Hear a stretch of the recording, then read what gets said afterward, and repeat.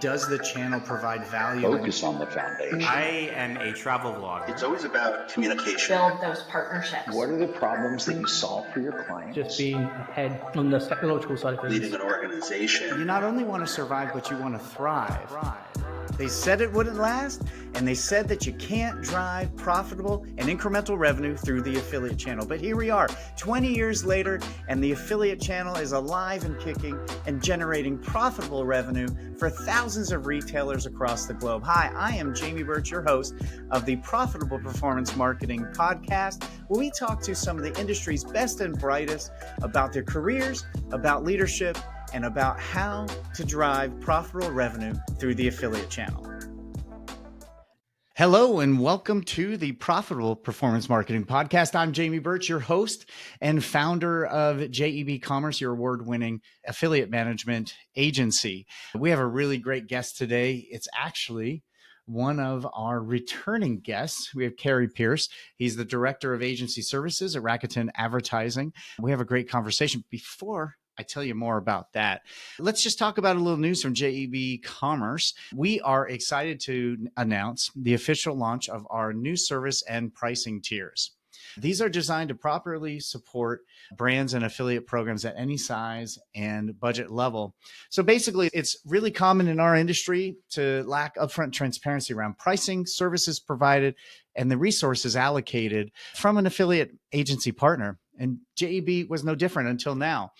Our new CEO, Jake Fuller, who's come in, his first area was to focus on this and clarify the work that we do and the price for those services. So whether you need essentials in your affiliate marketing, and that's all you need, our bronze package, or you need an award-winning strategic partnership in our platinum, now we have the tiers to offer you that. So you can go to jebcommerce.com/elements and read more about our new pricing tiers and new products. So there you go. We are talking with Cary Pierce today, and we're going to talk about a new technology that Rakuten has out there right now that allows for some pretty incredible real-time audience-focused advertising. We also talk about all these other things coming into the space, trends and things that you need to look out for. Cary and I have known each other for at least a decade, his entire time there. He and his team have delivered some of the best reports that an agency could ask for and really been essential in driving revenue for our clients. He is phenomenal to talk to. It's always a pleasure. And I think you'll enjoy this conversation as much as I did. So I'll just get out of the way so you can listen to my conversation with Cary Pierce. All right, Cary Pierce, welcome back. And again, to the Profitable Performance Marketing Podcast. It's great to have you, man. Man, it's great to be back. I enjoyed it. I had a good time last time, and I anticipate we'll do the same this time as well. Yeah, and in honor of you, I wore my best kind of Hawaiian shirt today. I was picking up on that. I was picking up on the trend, the vibe that you were putting out there, and I appreciate it, Jimmy. I'm greatly touched. We were talking about personal brands on our prep call, and I thought, well, you have one, and it's very chill, very Hawaiian shirt, and we all love you for it. So I thought, why not? I'll break out one of mine, and it is probably my least loud Hawaiian shirt.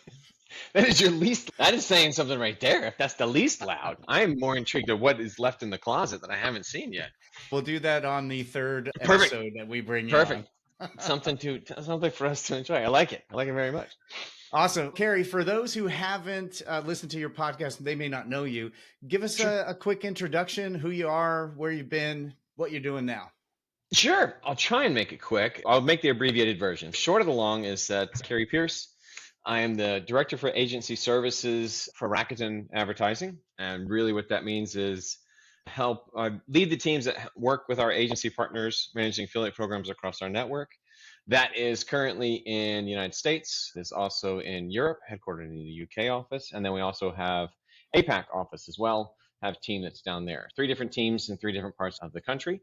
And we might be expanding even more so into another locations that we have next year. That's to be determined. I'm not going to spoil that now. We'll save that for the last time. But where I came to this with Rakuten, prior to this, I was actually working on the display side within Rakuten. Before it was part of Rakuten, it was Media Forge. And then before that was affiliatemanager.com. So that was really where prior to that, I had my own business and was doing a little bit of publisher stuff. So I was on the affiliate side and also was hosting websites and building out websites and e-commerce for other companies, which got me into affiliate. Before that, I did economic gardening, which is economic development county, and I'll stop going. There's a lot more before that and before that and before that. So we'll stop. I feel like economic gardening could be a podcast on its own. Man, that is. I love it. I think it's really, really cool. It was something that the state of Florida was doing it. It's something that had gotten that Denver and outside of not Denver, I want to say Bowling Green's not right, but it was in Colorado where they had come up with that concept of economic gardening, which is helping the businesses in your backyard to be successful with smaller to mid-sized businesses get over the hurdles of expansion is a better way, more cost-effective way to invest, as opposed to trying to recruit big giant companies in to bring a bunch of jobs, give away taxes, give away all this stuff, give away, hoping that they'll drive something, right? That's essentially it. That's what economic gardening is. And that's what steered me towards e-commerce and affiliate marketing and other things through that way. And also, it ties into serving others, helping other people be successful, which is a theme through your career and kind of what you're doing now, helping the agencies you work with be successful on the Rakuten Network. You're exactly right. It is that foundation, the basis that kind of steered me towards making agency services what it is within Rakuten and what the goal with it is and maintaining that focus with it, because there's always been so much just sitting there to assist. And it really is just a matter of, it's not even so much education, it's information. It's just providing agencies the information that they need, right? Because when you're working across multiple networks and you're doing multiple things and you have multiple brands, you have multiple requirements and multiple responsibilities and multiple inquiry, all that's coming at you at one time.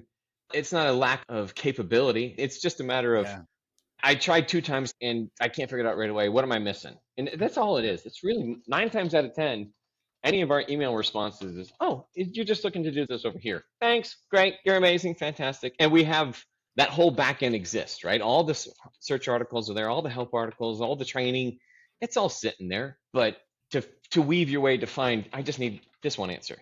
I just need this one. That's it. And it feels, you're right. It's great to be able to do that because they have the experience, they have the know-how, they've been doing this. It's just this one little thing somewhere that they get stuck on and just need a little help. And they go, great. Got it. Yeah. It's that teaching to fish, Jamie. I love teaching to fish. I love teaching. I don't fish, but you know what? No, wait, you don't fish? You're in Miami, right? Miami no, area? Tampa. I'm in Tampa. Tampa, sorry. Yeah, that's right. No, I have fished, but that's not what I choose to do with my free time. It's not, yeah. Our youngest fishes. He loves it. I love that concept, teaching to fish and helping others. And I've seen it from a client of yours in our agency, and really Rakuten, when they were Linkshare, I think they've always been focused on data delivery and getting that to the people who need it. And the reports that you and your team have provided over the years, and I think you and I have known each other probably for a decade, at least now, and those reports are always phenomenal. They're the best consistently provided reports that we get from a network, and actionable. There's a lot of data in there. There's a lot of things that we get to just go forward and do stuff with. And so I always appreciate it. I think we talked about that on the last podcast too. They're phenomenal global data, benchmarks, and information that we get to use to create our strategies, alter our strategies, real-time stuff. You can see you in those reports and that willingness to serve, help other people be successful. That comes through in that stuff. Yeah, it started as a situation where the benefit that we have is from Rakuten, the amount of programs that we manage with our internal CS team on behalf of advertisers. That number that's there, if you're somebody who's building a report for someone to use, there's a lack of disconnect. What I mean is, it's not 6 steps away. I'm the person, the data scientist, whoever it is, I'm building this report for you guys to use. Like the ones that built we have different funny names. One is Hippo, which is one that I like. It's a gap analysis for a program. The person who wrote that used to sit at a table right behind me in the Tampa office. So when they were building this, hey, what do you think about this? Is there anything? Oh yeah, I like that. What about this? It's right there, as opposed to I'm going to build this report because I think somebody might have a benefit somewhere down the road somehow, or I got to schedule a call. We're going to do a whole thing.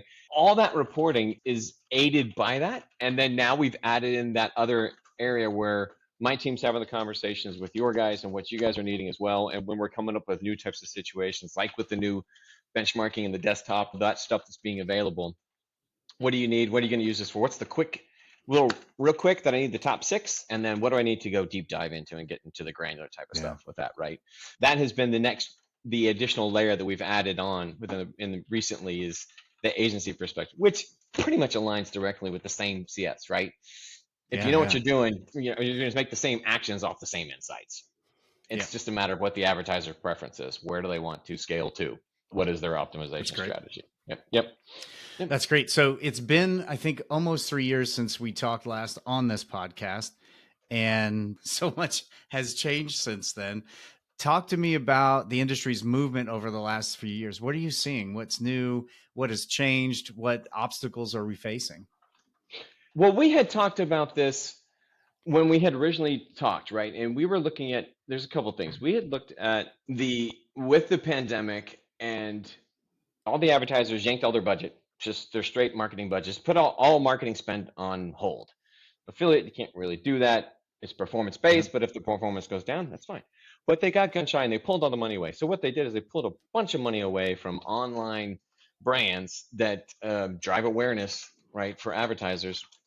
And they all moved over into the affiliate space. And so we saw that power dynamic shift a little bit, or greatly, depending on what your goals are with your brand, to where those publishers now have the capability to almost dictate, hey, great, you want to get exposure on our site, you want to have this article that you've got to release, whatever you want to do. Hey, it matches with our subject is for the month, or it matches what we're trying to do this month. It matches the theme.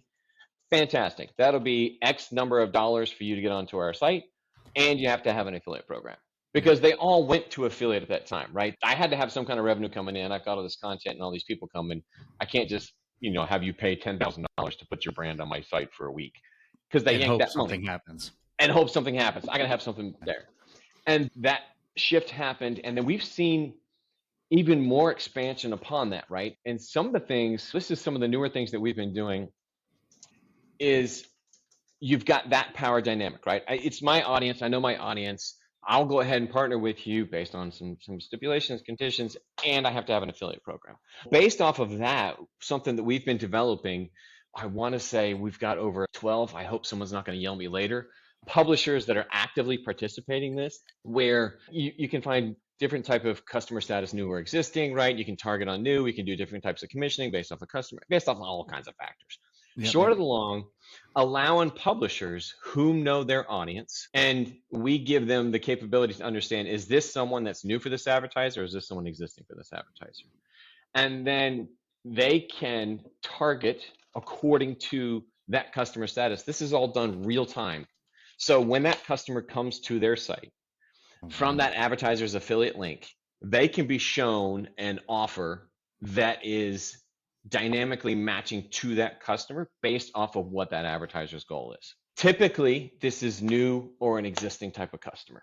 So in real time, you go to a site and you've never gone through this affiliate link to convert at that advertiser's site, and they say, hey, I'll go ahead and give you a new discount rate of 10%, or I'll give you a new exclusive whatever it is, right?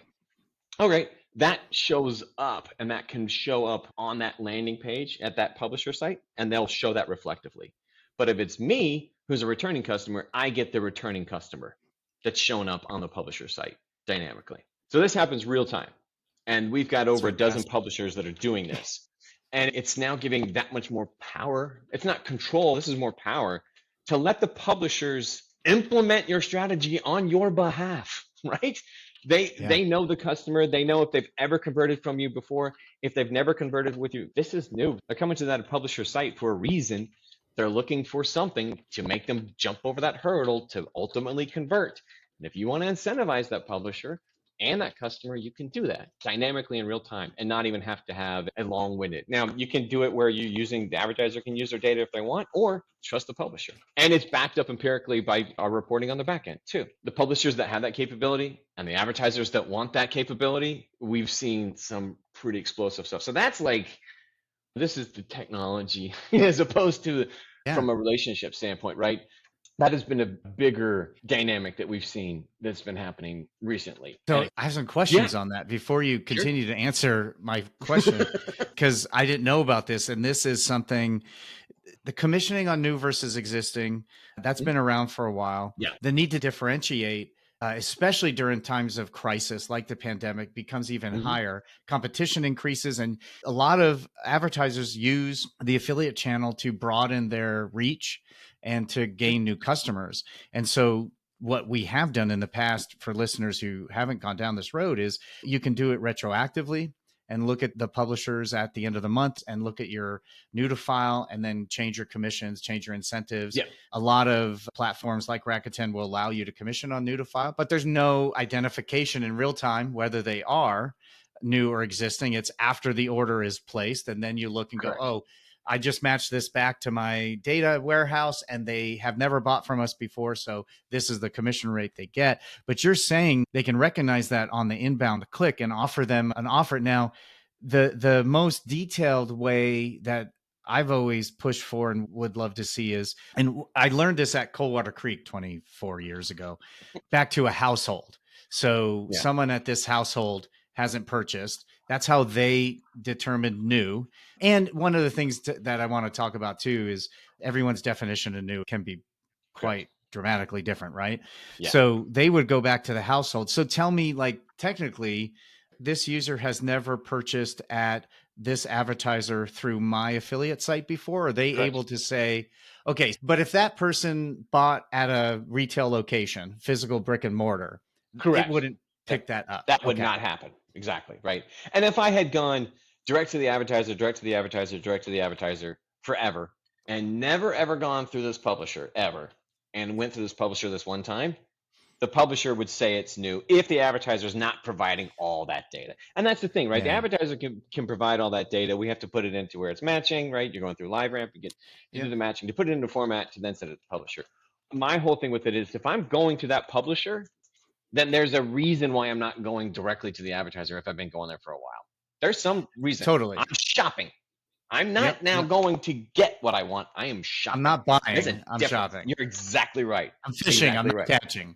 You're exactly right. Yeah. You know, and so with that, I want to make sure, hey, if it's there, and if somebody could have told them, oh yeah, you went, oh yeah, I got this deal, I got this bonus, I got this extra, I got this cheaper, whatever it is. You've never got that? I'm going to go find out, right? And so that's why you want to make sure that it is still matching that same brand experience for that customer. Because if I find out somebody else is getting what I've been getting for 10% cheaper and I haven't, now I feel like a rube. I feel like I've been taken advantage of, even if it was never the advertiser's intent, right? Yeah, it's not. Yeah. You know what I mean? So I better hope I have the same experience, right? Because then that puts a little bit of a sour taste in my mouth about what the heck? What am I missing out on? And it's also, if you're trying to capture new to file, I've always talked about, you have to be aligned from top to bottom. So if the top of the organization wants new to file, you got to incentivize for that. And the publisher who's reaching the customer, they have to be incentivized for that, but the customer has to be incentivized. So that's always been one of the big disconnects, is being able to offer a new customer offer. And a lot of advertisers refrain from doing that because you couldn't just offer it to the new customers. You'd have to go through any of the membership cash rewards, or I call them database affiliates, that have data, that have members, and that you can match back and you can see these are new. Let's do a big campaign. There's going to be a paid flat fee I'm going to spend, sometimes pretty extensive, but I know that message is going out to customers who never shopped with me before. And that's a big freaking ordeal. But to be able to, in real time, at least say through this affiliate, they never got there. That does allow them to segment out their audiences, maybe not perfectly, but a heck of a lot better than we've done before. Absolutely. And it's in real time. And it's in real time. It's in real time. It's literally just a matter of, this is what I want to do for this incentive. This is what I want to do for that, right? And there you go. Or to your example, do a lapsed one, which is the most effective I've seen from advertiser data with us testing it and the ones that I've been partnering with. This gets more to your membership, your subscription type of advertisers that are out there, or basically subscription. I do protein bars. I have these protein bars. I buy a crap ton of them. They last me for a month, and then I go buy a whole bunch of them again, right? Whenever that discount comes. If I find somebody that can do it, give me the same return, same thing, and get it cheaper and faster, whatever it is, then I'll jump to the next one as opposed to this one. So that type of thing, shopping, there may be somebody who I haven't bought from in a year, and they know I buy in bulk. I buy for an entire month. That's a big chunk, right? They can use that same type of thing to target now. Hey, I want you to get anybody who has not gone through you, Mr. Publisher, and converted with me. Can you go back and target whatever? If they ever come to your site ever, and they haven't converted in the past 12 months, having that type of capability to do from a targeting standpoint, that's also included with that as well. So there's a lot of flexibility you can do within this. And it's just a matter of aligning what you want to do within your audience, and then let those publishers that have that membership data, that have that information. Like I said, we're doing this with over a dozen publishers who need to have the capability to identify that customer coming through them at some point or other, right? They have to have some signifier that they've converted. And especially for the lapsed one, there's those that want new. I want my new. Or I want you coming every month. If you're not coming every month, there's a problem. So I want to incentivize you every 60 days, every 90, whatever. Everybody has their own business model. So to match your business model with what you need to do to help incentivize, to help make sure that client is still yours, coming back, whether it's a first time or a continual, you can use this however it makes sense. And then use the publishers with their own data, with their own clients, their own customers. And we're going to try and roll this, obviously, globally is the area to roll this out to. Yeah. Are you enjoying the show so far? I sure hope so. You know, there's been an awful lot of discussion over the last few years about the value of coupon affiliates. Maybe even you have doubted whether there's value or not. Well, we at JEBCommerce wanted to find out, and the good news is the data is out there. So we interviewed all the top networks, did our own research, and compiled all the data from many reports already done about these affiliates on whether they add value or not. You see, we wanted to know the truth. And that resulted in an ebook that is now available to you at jebcommerce.com/value.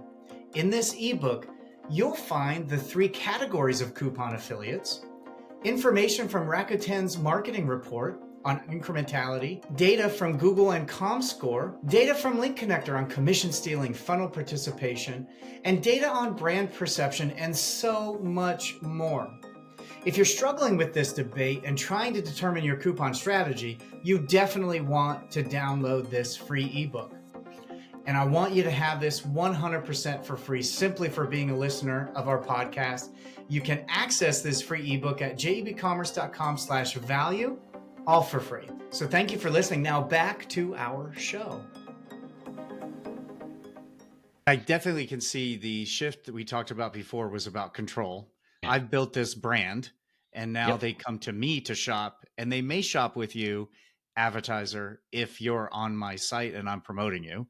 Now power is, I can actually promote a specific offer to a type of audience for you on my site that in real time that we have it. That's super exciting. Now, you did mention too, like I've done a couple of these where, similar to the retail catalog world, brands would often share catalog lists with their competitors. And they would have a third party compare and match and say, oh, you wanted 1,000 names or 10,000 names. Here are 10,000 that they have that you don't. And here are 10,000 that they have that you don't. And so they would do that match. It sounded like you were saying there is the capability to go to that level of like, hey, advertiser, I'm sharing with this third party my customer list. Affiliate is sharing, and that third party is going to let that affiliate know what's new and not. Did I hear that correctly? Yeah, you can still do that. If the advertiser really has their data, their core, and they want to leverage that for whatever it is, right? Lapsed customers, or if we can match it on yours, then scrub it and just anybody that doesn't match. If the advertiser really wants to get into that type of capability, they can do that exact same thing as well, right? So it's just a matter of how do I want to implement this, or can I implement this, right? How many advertisers have that, or have it to where they can get it into a format to where we can do the match? Everybody's got different kinds of fruit. I got bananas over here, you got apples over there, and we got to try and make this match somehow, and we can't turn both into oranges to make the data match, right? which is, it's not that hard. That was a horrible analogy. Horrible analogy. It shouldn't be that hard, but sometimes it feels they have apples and I have a brick and we can't make this match, right? We're literally, I'm recording a solo podcast shortly after this about a client who wants to reach discount-minded audiences without risking their full margin shoppers. So they don't want to show the offer to full margin shoppers. Gotcha. But they want to expand, and there's a group of shoppers that won't buy without a discount. So they want to protect the margin of those shoppers who are very happy doing it that way, but expand out, and they don't want to do any coupon codes. So we're trying to grapple with that. But this seems to be a part, that could be a part of that solution, is like, look, no one's going to see it unless they fit this criteria. Correct. And they would be the rare exception if I was to hack the system somehow. I create a whole new account with the publisher and assume a new identity to sacrifice whatever my membership got me with that publisher, right? I'm trying to game the system. Or I'm VPNing every week and I'm from a different country and a different person. It's to that extreme. That's a lot of work. Yeah. It's to that extreme. I hope your customers aren't like that. I don't think many of them would set up a VPN or understand what that is, let alone how to do that. I don't care what you do in life for your business or your work. There's going to be bad apples that do that stuff. Yeah. And it's less than 1% of what we deal with, right?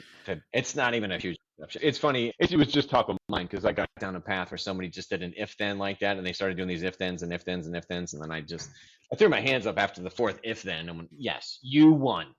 That guy would get an extra 10% off. You're right. Bob in Cleveland, he's going to do that. Yeah. He's going to do that. You're right. Yep. You win. It's going to cost you $19. And that's fantastic. I didn't know we were going to go down this road, but I love that real-time offer and that changing. That's a pretty big capability. Do you have insight into how those tests are going? And is it easy for the publisher? This is something, we started this with Rakuten Rewards. So we had it personalized cashback is what it was called. And that's where we started it. And originally the whole idea was advertisers using data and going that way. And then we just went, well, the Rack Rewards knows their customers. You're all a member of Rack Rewards. I've gone through there. They have a history of everything I bought. Yeah. So if this advertiser wants to do an incentive for somebody who's never bought from them before, there it is. Rack Rewards even has the capability just from a targeting standpoint. They'll target me or you or anybody based off of my purchase history on Rack Rewards when there is an increase in cashback with a brand that I've already done. They do that on behalf of advertisers. Advertisers don't even know it. So it's that same technology that we use to develop. We've now expanded this to other publishers. Like I said, we've got 12 publishers. We've got a lot more that are interested in testing right now to do this, to where if that publisher has the capability to identify that customer as someone who has not gone through them and converted before on your site at any time, even before you even had a relationship with them, right? They can go through them and buy your product at this location, buy your product over there. This is another thing to get it to where I want to buy them off of my site instead of over at this site. If I'm one of those types of advertisers where my product's sold in multiple locations, multiple sites, I want to incentivize them to come to mine. That is there. So it opens up a whole. I love that because those usually the MSAs keep them and their agreements with their resellers keep them from doing anything specific. But this is a tool that may not be in violation of that MSA. Absolutely. Yep. That's fantastic. We were talking about trends. We got on to this one and it brings up a question. Do you see the trend of affiliates? I've seen like everyone and their brother putting a cashback element to what they're doing. And I think a lot of it is in response to this other person's doing it. But if you don't have the data on those users, what do you have? You have traffic from Google. But if you're not building that data, then you can't do these things. So do you see that as one of the trends of a lot of affiliates moving to some sort of membership, some way to collect data so that they can participate in something like this? Absolutely. If that's your business model, right? I still think the content that gets the content to their site, content is still king. Remember, we still hear that thing. If they've got the content, it still is attracting a massive amount of audience for information, for education, for entertainment purposes, whatever it is. That still has that to where they're the only game in town. There's only so many experts that have an audience that are going to be talking about, I don't know, backyard barbecues, right? Or that have it from a written standpoint. And now the next evolution is going to be from a video standpoint, from an influential standpoint, right? That's expanding and we're getting into all those different areas to be able to work with those partners. you're going to have that area that's competing for the brand space because it has to not interrupt so much from the information, the education, or the entertainment from the content they're providing.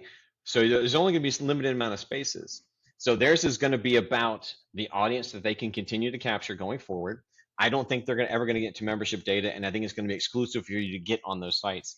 But conversely, I think a lot of publishers are going to get more and more to where it is that membership type of situation or understanding who their customers are, getting that sense. They've been understanding them for a long period of time. They know who's coming to their site. They know what they like, right? Across all the different types of publisher models. But I do see more and more of them getting into a membership, not so much just from being able to market to them, but also more so of being able to give them more of that experience, have them parts of this, right? I want you to be a member. I want you to be a partner. I want you to be a whatever that is, understanding that you're coming here and I'm going to give you value and you giving me your name, your email address, right? And our mailing address or whatever that information. There's an exchange that's there in order to get that value, right? So that's going to just expand even more and more and more. Or from a protection standpoint, when it's coming from anything from cookies or if I'm going to be collecting data, I got to make sure, hey, let's make everything on the up and open. Here you go. This is what I'm doing. Give me your consent, sign your name, sign your email address. Just from a CYA perspective, a little bit now too. The publishers need to make sure that they're getting all the I's dotted and T's crossed. So yes, I see that continuing to expand and grow and grow and grow with others that are that have that business model, right? Yeah, and I've always thought like they have to. If you're so reliant on Google for your traffic and you're not able to directly talk to your consumers, you're going to have a problem. And affiliates have done so well at that. It seems to me at times advertisers can get frustrated of this power shift and this dynamic kind of changing. When I started, it was the advertisers made the rules and affiliates had to deal with it. And there wasn't much they could do. But over the last decade, there are some big brands that are equal to large brands nationwide that are publishers. And if you want to be there, you're secondary. That publisher brand is primary in the consumer eye. Let's look at it this way. Here's a perfect case. How many publishers had an ad in the Super Bowl? 20 years ago, like, right? 10 years ago, 5 years ago. We were sitting there with the kids watching the Super Bowl. Hey, that's one of our publishers. Hey, that's a publisher. Hey, look, that's a publisher. And doing Super Bowl ads. That is a clear understanding of just the value and power. You're exactly right. The size and scope that they've got. Yeah, I remember when an affiliate sponsored a single NASCAR during one race of a third tier NASCAR race and how awesome that was. And now seeing multiple publishers on a Super Bowl ad. I think I first saw like You Promise years ago was on a McDonald's, their French fries and on Chevron at the gas pump. And we're like, something's changing here because it's a different type of brand. Any other trends that you're seeing over the last couple of years or going forward? So some of the things I'm seeing, the other one has been the agencies that are coming in, brands that are coming in. Everybody's, I don't see any apprehension to affiliate like we used to have, right? I don't know about this thing, this affiliate thing. No, there's no apprehension now. I can't use the redheaded stepchild analogy anymore. I can't use the black sheep analogy anymore because it's not the case. There's still a little bit of that with some individuals or some. I think the people who have known about this space for a really long time may still harbor that, but I think you're right. It's really good to hear. Yeah, the apprehension seems to be gone. It's just a matter of, does it match my strategy or not to do this? That's purely it. There is still new to it, the education. It still has that, oh, this is amazing. I only pay if they sell? Great. I'll pay $1 million. Get me 17 million in sales. That's not how it works. That's not how it works. It's a lever. Let me pull the lever. There we go. It's on. That still happens from new business going in. But the other shift that's been happening, honestly, has been on the back end that I've seen that I had to deal with is just the sheer volume of agencies that are now in the space that are managing programs on behalf of advertisers and that publishers now have to work with, right? The publishers, because it's about the relationships. And this is a tougher thing to understand. It's not a lever that you just turn on. It's not just, hey, I just want to do this strategy. Let me just get over to this person. Hey, I got somebody who emailed me this morning. How do I get on the site that does all those periodicals, that has the content that I want my website on? It's an affiliate, just put me on it. That's not how it works. Like, I know that's what you want, but where do I submit my link? And it'll just go on, right? Exactly. Yeah. So we've had this fantastic adoption. Lots of agencies that have been in e-commerce, that have been doing display or been paid search, are now trying to get into affiliate. They're rolling to affiliate. Some of them are having success. Some of them are not. Some of them are trying to revisit this, right? Because that has been this biggest shift, is everyone has some type of exposure in it. So we're going to have, just like we had before, we're going to have this massive explosion, and then it's all going to settle back down as far as the sheer number of agencies that we're working with and what they can do. Because of that whole thing, there just cannot be 500 agencies in North America doing affiliate competently. It's just a massive amount of agencies, right? There's a scalability issue. It's hard to scale relationships.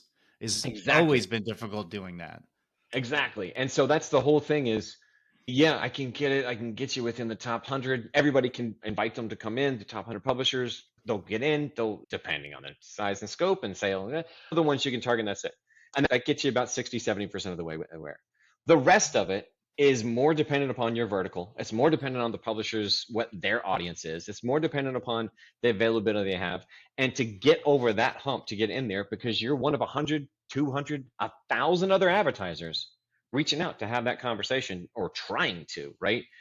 If you can find someone who has a relationship, which would be an agency who has some competency, or a network who is managing it, whomever is managing it, you got to have some competency behind that. And by competency, I mean they've been there, done that, or they know where they can go to find out, right? There has to be that relationship that's in there and experience within it. And even at that, it still might not happen. The publisher might be, I'm at bandwidth. I don't have the space. I'm sorry. It sounds great, but I can't return your email, even to that perspective. I simply cannot return this call. I just have to turn it off. I'm just trying to keep what I got going. If something breaks, then I'll come back in and I'll look again, right? And I'll revisit. If something happens and advertiser fails, or they pull out, or they start changing their commissions on me all of a sudden, and I find this out, then and we work with a couple of PR agencies to help with this. And one of the things that I've noticed, and I came up through search engine marketing, that was my first 4 years in digital marketing. What I've seen is their adoption and understanding about relationships is much more rapid comprehension than the more technical minded SEO and ad spend, because they are focused on relationships from the beginning. It's very similar, but the other areas, it's very lever oriented, looking at the data, not a whole lot of back and forth between another human being. It's just different. You find the same thing with these other agencies coming in, similar kind of vibe? Yeah, it just depends on where do they grow from, because I've got them all. We've got some PR. I've got a couple PR agencies that are now doing affiliate on their own, right? And they're managing the affiliate, but they're still from that content focus. And then they bring in the other types of publishers into the business models that make sense. But that's their focus. That's where they go straight towards, right? And it's an extension of their PR. Then we've got other agencies where it's more about display from a focus. It's brand awareness. It's getting it out there. And there's this, got one, it's the control. We had to have a 30-minute meeting about deep linking. I had a meeting about deep linking, Jamie. When was the last time you had a meeting about deep linking? Wait, 30 minutes about deep linking? I'm not kidding you, because this is an agency that came away from brand building and brand awareness and giving up that control. Wait, whoa. You want me to let an affiliate write whatever they want and put a link on it? Like, no, I'm not doing that. And it's like, I would approve every link and every piece of content, and we'll need 3 weeks to do it because we got to run it up the chain. Exactly. Yeah, that's a huge structural issue between the two types of agencies. You're exactly right. So I've got all those that are coming from an e-commerce perspective, from a paid search perspective. So everybody's coming from their own perspective, rolling into this, realizing affiliate's amazing, right? And so they're trying to do this as an extension of what they're doing, understanding that it's a performance model. It's going to drive awareness. It's going to drive conversions. And there's different advertisers that match to that, right? Your team is not built to go out there and do brand auditing for someone who wants to do an affiliate program. You don't want that. I don't want to do a 3-week audit. I don't want to. That's not your milieu. But if that's what that advertiser and that's what that agency, that's what they want to do it, fine. It's your money. It's your program. Run it the way you want, right? Find the publishers that'll work that way. And yeah, exactly. Now this one, that one in specifics, probably not that advertiser's one. I wouldn't think was as critical for them to do, but there are those, right, that are in that if they have the financial vertical. It is that way. You can only write one or certain thing, right? Doing with credit cards or doing with bank loans and that type of stuff. When I think also the mass media publishers, they're used to that sort of cadence. Exactly. So that works really well. But your traditional affiliates have been around for 22 years. Oh, yeah. That's not how they work. It's against their scale. I need to understand what the customer at this point in my real estate is going, if they're shopping for a specific type of vertical or they're looking for a specific type of thing. I only got so much room for them to peruse. I know how many scrolls they're going to do, and that's it. And so I just need to get it in there, make it fit within that content, because that's what my customer demands, not what I'm demanding. If I end up bogging this down with a whole bunch of words, a whole bunch of text that makes it harder for them to scroll and find what they're looking for, they're going to go to my competitor, right? So that's, I'm protecting myself. Yeah, exactly right. A bit of like empathy that needs to be involved in all this from, I think, advertisers coming in of like, you need to understand what is that particular affiliate's product. Yeah. And if their product is volume, then you need to work within that to get them what they need. And it doesn't matter. We keep coming back to remembering, it doesn't matter what you want when you're working with this publisher. They have the audience. You have to adapt. Sure. Because they have power and a lot of control now. You're exactly right. When I run across those that have that different perception that it is mine and I have to do this, right? The only way you can do that is if you pay an exorbitant amount of money to make sure you have that control. Build a TV ad and go out there and broadcast it. But even that, we're seeing that from the lack of infrastructure, from the influencers that are now coming from the alternative media, right? That our kids are watching, that you and I don't even know what the heck it is. There is influence happening there. There is barely any control, right? I remember seeing this for the first time where somebody would negatively promote a brand. I'm like, what the heck? And it would give the brand awareness. I can't even imagine what brands now, to get to that audience that person does, what they do to that brand, right? There's some extreme real. So that is another example of, even more and more so, this is going to be the case. You need to build your brand yourself, but to get exposure, you're going to have to let go of the reins a little bit and let them do it. Fantastically, in our industry, with the publishers that we work with in affiliate, there's not a lot that get very far with destroying a brand's image. That's not how they and it's just a totally different mindset. Yeah, they destroy the brand and they're not going to get paid in the end. And so, no other brand's going to go, wait a minute, you did what to who? I'm not taking that risk. Yeah. And if you really want to know your consumers, you should get to know the people that know them best. And a lot of times that's the publisher, because they are the first line online that they're interacting with, especially they have built such good brands over the years. You talked earlier about the pressure of affiliates exerting on advertisers they have to have I'd love to work with you, but you need an affiliate program. Talk to me about that trend. Yeah, that one's been fantastic. This is probably, you're seeing this too with the PR agencies, brand awareness agencies, like these agencies that I'm talking about. Some of them have found, I need to go partner with somebody to help me with this, go to OPMs to do this, which I think is a smart idea. Or I'll just go hire somebody to do it. Okay, that could work too. Yeah, I hope you hire the person that's competent and you do a good job, and that person's going to stay with you for a long time. But absolutely, we have seen that is just the example of it, right? To where some of the publishers that have that content that is just of value, that advertiser is not going to get anywhere in that unless they have that affiliate program. So we've had advertisers coming in off of that, being able to, hey, I've got content, it's great, it's going to get and we're going to put it on 5 different sites. We're going to do this whole thing over a year, but you have to have an affiliate program in order to do it. Hey, I'm going to pay you $100,000 to do this. Great. You got to have an affiliate program to do it. They're just not even going to entertain it without the underlying affiliate program. And again, that is the trend that we were seeing earlier on, and we thought was going to be happening. We started to see evidence of it, and that's what's brought a lot of the other agencies that are coming in within this space, who are also bringing more advertisers into the space. I'm interested to see those brands that are, from a content standpoint, the expansion that they've had, where it's been expansion from an audience perspective. We're going to continue to see this happening more and more and more, and more stuff happening. YouTube has had some massive hits with us from doing that and working with advertisers that they've been working with from their content, right? That's been really interesting to see the successes that they've had, but they have a scalability issue. Again, it's limited real estate. They can't do every advertiser everywhere yet. Yeah. They've got enough content to match with it. I just don't know how much they're going to be doing this or looking into it. But that's another one. So we're going to see more and more of this alternative content that's coming into the space, matching all the publishers that had it. They were telling you how to have an affiliate program. Now we're going to everybody have an affiliate program. Now we're going to have more publishers going, you know what? I should go over here and I should join into affiliate as opposed to just being a paid brand that is in there. So you see this as we're still growing. I know there's several reports come out that show the affiliate space growing pretty significantly over the next 5 to 10 years. You see it the same way. Absolutely. I do. And I've seen, Jamie, been doing this for a little bit now. I'm seeing the same brand name that turned off their affiliate program because it was a waste of time come back. Yeah. I'm seeing that. We've seen that too. More and more coming back and coming back and coming back. Yeah, that's been interesting to where it wasn't like bouncing, around. They literally just turned it off. Closed it. Yeah. And went, oh, yeah, this is a bad idea. And coming back. Yeah. Yeah. That's super interesting. It bodes well for the industry, and something you and I and a lot of us have been talking about is it's more than last click cart sniping coupons. And I think, again, the consumer is king.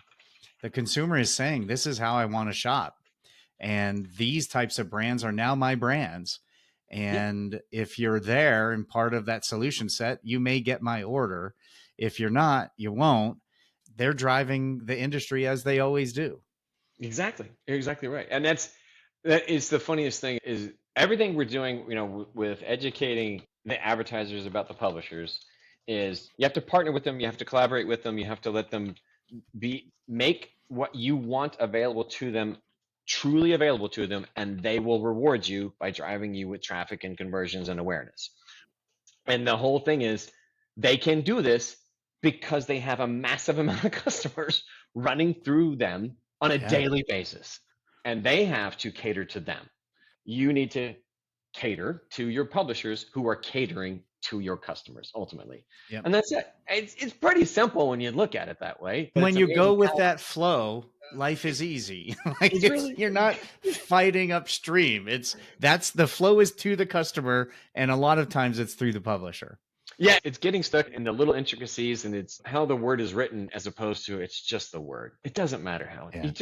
This is it. You're gonna have to do this at some point, some way, because they're doing this, right? You just get out of your own way sometimes. But I know they've got other pressures and other things coming from above. Somebody telling me about, yeah. That may be the podcast episode title. Get out of your way. Get out of your own way. Move, advertiser, get out your way. Little throwback for all the Gen Xers out there. Absolutely. Talk to me about what areas of publisher growth are we seeing growth coming from? It's everything. I just had somebody reach out to me because they were looking for this morning. Another agency reached out. They're looking for travel in the UK and Europe. I was like, oh, geez, I don't know if we have it. That's not my homegrown. I was like, I don't know if I've got any that went to the list. I was like, oh, yeah, we do. Yeah, we do. We sure do. It's been a growth across. There's a lot that's been from, I just mentioned travel, a lot that's been from travel that has grown, right? Because the industry has grown, focusing more on that. And it may be travel from a discount perspective, maybe travel from a planning perspective. My wife and I went on a little vacation last weekend. Amy found a site that get us some cash back that was doing it. Didn't even know about this site. That you didn't know about this site. I find that every new client we get, there are 4 or 5 affiliates I've never met. And I feel like I've been doing this since it started. I know. It's just continuing to evolve and grow. It's everything. I couldn't say there's one that's more than the other, but definitely I've seen the content. There's been some concentration content under who owns, but there's just expansion of more and more and more. Discount, obviously, rewards has been just massive amounts of rewards and specializing in rewards too, and unique types of business propositions to how they want to do the rewards. It's not just a straight line cashback type of situation. There's all these new ones that are coming in different verticals and different specialties. The other areas that we've had a big amount of expansion that I've seen has been globally. So APAC, massive amounts of growth, both from publishers and from advertisers, just huge amount of growth. Europe is still growing, But APAC has been a really big grower, and a lot of brands that are getting exposure that have multiple brands. We thought those would be the only ones that are there. Yeah. US or Canada focused or Europe focused, going over to APAC region. I've got a ton that are APAC focused that are able to get exposure and have awareness already in the United States or in Europe and are doing affiliate Yeah. programs. So that has been, honestly, from the growth, that's been our biggest growth. It's been APAC, seeing those that are there. And it's not just within that. And that's been the other thing. When we opened up the entire network across, so any publisher can work with any advertiser anywhere, and any advertiser can work with any publisher anywhere. Fantastic. Advertisers, billing's done with whatever their currency is, where their location is. Yep. Publisher gets paid in their currency wherever they are. That has opened it up. Anybody can work, but you still have it to where if my audience is in APAC, I'm probably just going to be looking at advertisers that are on the APAC network because that's where their audience is. Makes more sense. Yeah. It's really going to be hard for me as a publisher in APAC to go sign up into a US based program with a US audience. Why would I do that? Could you use the technology we talked about earlier and recognize, oh, this is someone coming from the US, I'll give them a US offer as opposed to an APAC offer? That would be, I guess you could, from a technology standpoint. Kind of cool. I think you can. You probably could. I just don't know of anybody that's done it, because that's still the limitation, is the awareness. Having a US program that has an audience in now US to Canada, we're neighbors. That's not as tough. Canada to US, very tough. Canada is Canada. It doesn't cross south as much as we cross north. So to that end, if that's where that publisher is, it's going to be hard for you to not get a partnership with them unless you're also showing that you are established within that region, that area, and you have an audience with that region that's specialized for that region, right? You've got to have the right site. It's got to be the right currency when you're doing from a checkout perspective. Remember, it's the publisher's audience. It's their audience. My audience expects it to be in my native language, not yours, right? Exactly. So, and the advertisers I'm promoting to be in my native currency. Correct. Exactly right. Exactly right. Yeah. Yep. Cary, this has been fantastic from the beginning to the end. Great conversation. Lots of outstanding stuff. I really appreciate every time you and I get to chat, and the things that we talked about today, and really some new technology. That, any idea when that will be pushed out to everyone? So it is available now with the publishers that we've got. So it's a matter of, if you've got those publishers in your program, you can work with it. So anybody right now, if you're working with the publishers there, you could do this today. So you can start doing this for the day. We just haven't done it as a huge, massive rollout, announcing it to everybody and everything. That will probably be, I'm probably jumping the gun right now. And it's supposed to be with a different calendar year, I'm guessing, is when that's probably going to be. We may need to edit this part out. No. Let's see what the powers that be say. That's hopefully I won't get my hands slapped. No, I think this is available to everyone by November 1st. As soon as I say, if there's a Help Center article in the back end of the dashboard and there's training on it, it's out there. It's ready to go. That's how people are using it today. Like your brands could use it today. Fantastic. Everybody that's live on it could use it today. But we are going to do a full official type of announcement with it, I think, next year. Yeah. Awesome. When that happens, we will be sure to share that with our clients and the world. But Cary, thank you. Again, I'll include all the contact information you gave last time. So if anyone wants to follow you, reach out to you, they can. But yeah, thank you as always, man. Fantastic conversation. Enjoy it, and really appreciate you taking the time out again, as we tried to make this happen a few weeks ago, and the internets did not want this to happen. I just put this shirt in the closet and took it back out. We're ready to go. There you go.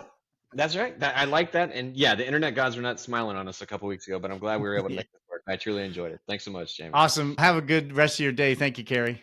You're welcome. Well, Cary, thank you so much for that hour of your time, and for rearranging your schedule a few times to accommodate mine and some internet trouble. I really appreciate that conversation. It is always a pleasure to talk with you and spend some time conversing all things affiliate marketing and learning from you. For our listeners, thank you for making it this far. Today was a great conversation. I thought I really enjoyed it, and I learned a whole bunch. We had a great conversation around new customers, but really learning about Rakuten's new feature, Audience Engine, where you can real time identify a new customer and give them a specific offer. That provides a ton of power to the advertiser and the affiliate. Really demonstrates why you as an advertiser need to be working in this space. So definitely check that out. We're going to include some links to the Audience Engine in the show notes so you can check that out. We talked about content is king, but really the consumer is king. And really what they're doing is what the advertiser should be looking at. And their shopping is changing.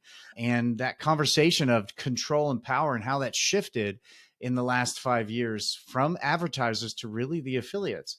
They now have the brands. They are the brands.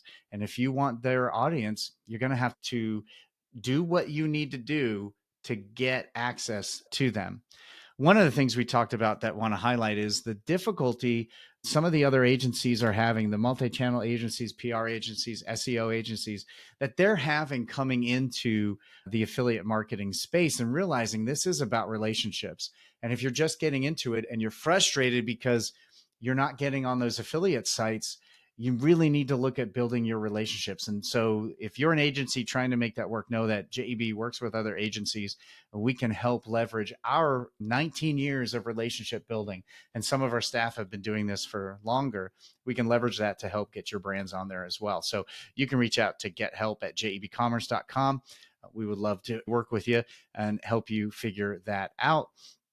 We're in season 3, but we're still looking for guests, and we're looking for guests for season 4. So if you are someone you thinking, man, I'd love to be on this podcast, come join us. Email us at gethelp@JEBCommerce.com. If you've never been on a podcast, well, join the club.